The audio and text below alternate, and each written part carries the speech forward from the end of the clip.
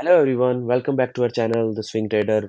बहुत सारे लोगों के मन में ये डाउट चल रहा है। बहुत सारे लोगों के मेरे पास मैसेजेस भी आए कि अभी जो सोनी के अंदर 32% का एक दिन में फॉल आया है, उसके पीछे का रीजन क्या है, क्यों ये फॉल आया और अभी हमें क्या करना चाहिए।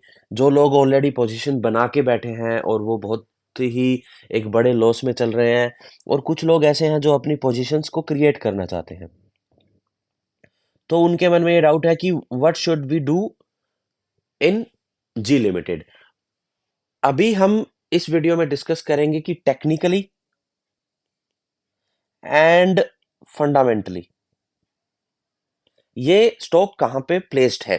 फंडामेंटली इन द सेंस कि अभी जो डेवलपमेंट्स क्रिएट हो रही हैं उसको हम डिस्कस करेंगे, और उसके अकॉर्डिंग आप अपना डिसीजन बना सकते हैं। So let's get on with the video guys. So from last 2 years, Sony and Zee का मर्जर डिस्कशन चल रहा था, और वो उसके ऊपर on and off kind of scenario बना हुआ था। कभी कुछ न्यूज आती है कि okay the merger is going forward, फिर कुछ न्यूज आती है कि due to this reason merger is not going to happen, और ये बैक एंड फोर्थ हो रहा था पिछले 2 साल से।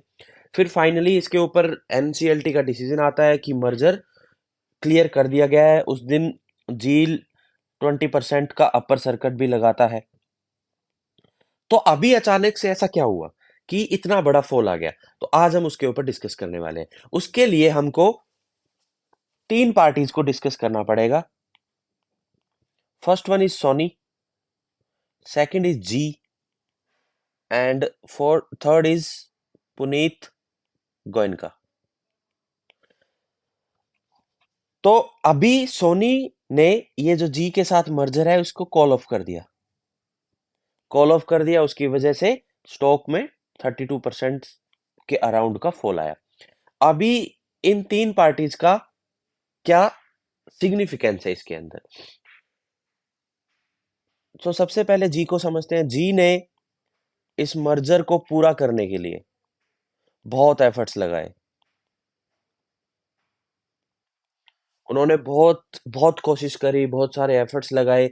उन्होंने इवन 250 से 280 करोड़ के लगभग के पेमेंट्स भी किए, क्योंकि उनकी कंपनी के अंदर कंप्लायंस एंड अकाउंट्स का इशू था। उसको पूरा करने के लिए, उन उन इश्यूज को खत्म करने के लिए उन्होंने 250 से 280 करोड़ के 250 टू 280 करोड़ के पेमेंट्स भी किए। उन्होंने बहुत सारे एफर्ट्स लगाए क्योंकि Zee wanted this merger to happen at any cost. वो चाहते थे कि ये मर्जर कैसे ना कैसे करके हो जाए, और ये जी के लिए एक बहुत अच्छा मूव भी था। वेरी गुड फॉर जी। और जब ये मर्जर की डेवलपमेंट्स होना शुरू हुई थी, तो जी वॉज ट्रेडिंग अराउंड 170, और उसके अंदर फिर वैल्यूएशंस कैचअप करना शुरू हुए, और वो 240 तक भी शेयर प्राइस चला गया था, इस होप में कि ये merger will go through. Now अब ये समझने की कोशिश करते हैं कि एक्चुअल में हुआ क्या। तो प्रॉब्लम ये होती है कि जी चाहता था कि ये जो मर्ज एंटिटी बनेगी, जो सोनी और जी की जो मर्ज एंटिटी बनेगी, उसका MD and CEO Puneet Goenka बने। This this was the development that Zee wanted. Zee चाहता था कि हमारा जो ये मर्ज एंटिटी बनेगी उसका जो सीईओ और एमडी बनेगा वो पुनीत गोयनका होना चाहिए। बट ये सोनी नहीं चाहता था, उसकी वजह से डिस्प्यूट हो गया। और क्योंकि जब पुनीत गोयनका एमडी और सीईओ थे, तो उसकी वजह से कंपनी के अंदर कंप्लायंस एंड अकाउंटिंग इश्यूज आ रहे थे। तो सोनी ये चीज नहीं चाहता था। इस एक डेवलपमेंट के ऊपर दोनों के बीच में जो डिस्प्यूट्स है वो और ज्यादा बढ़ते गए, और फाइनली सोनी ने कॉल ऑफ कर दिया मर्जर को। उसके बाद ये 32% का फॉल आया।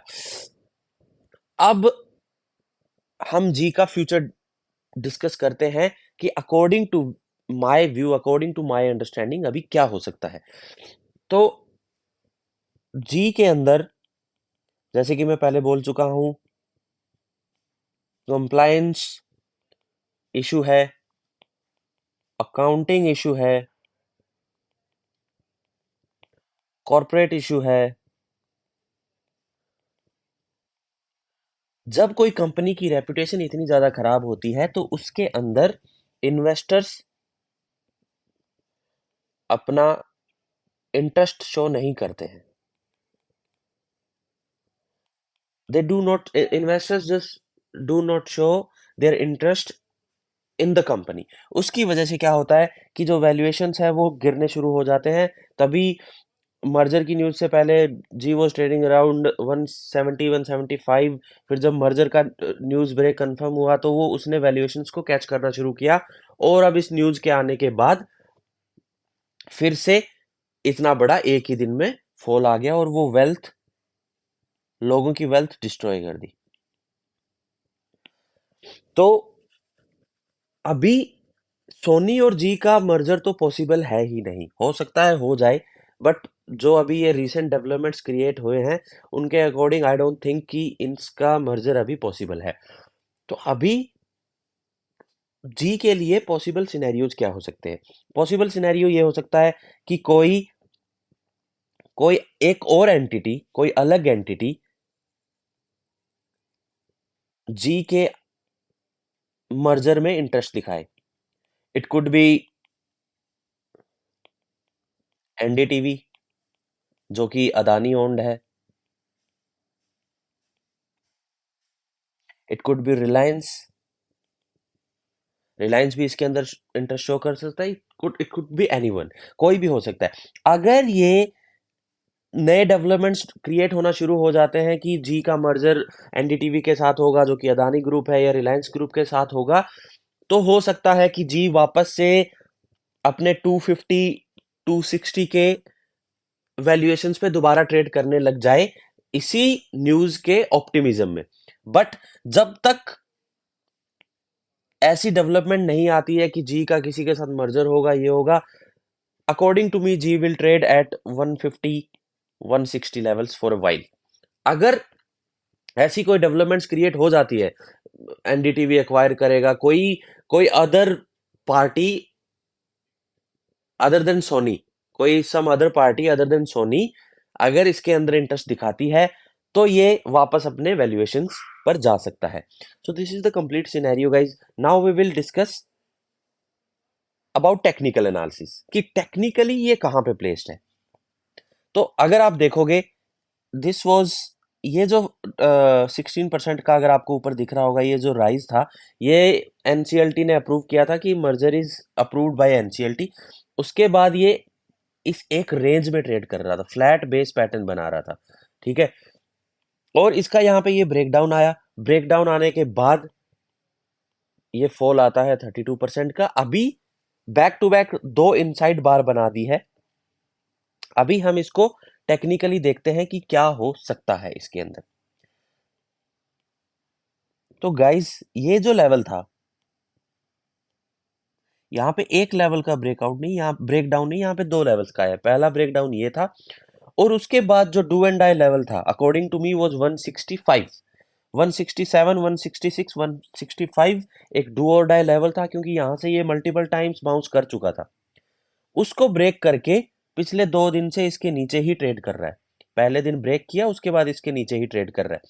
अब अगर, अब now Sony is moving to court, they are they are going to take legal action against Soni.